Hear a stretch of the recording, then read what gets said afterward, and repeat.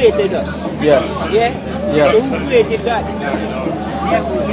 That's a hard question. None of my teachers could have answered that when I was a young boy. Yeah, and that's a question I was asking from a little boy. Let me ask you a question.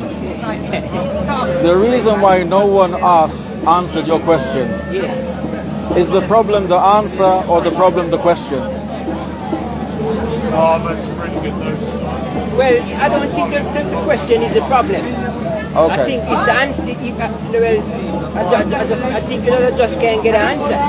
Okay. From our perspective, the point is that when Everything comes from something. Everything comes from something. no, everything that comes into existence comes from something. Yes. So something which didn't exist, it had to be brought into existence.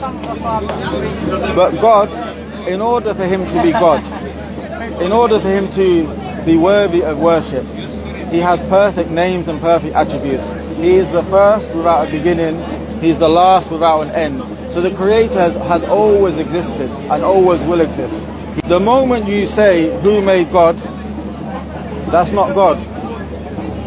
Because then that thing is going to need something to make it, and that thing is going to need something to make it, and that thing is going to need something to make it. So the reality is God, Allah, has always existed. Without being disrespectful, the problem here is not the answer. The problem is the question. The question doesn't make sense. Because as soon as you say God, it has to be the one who wasn't created.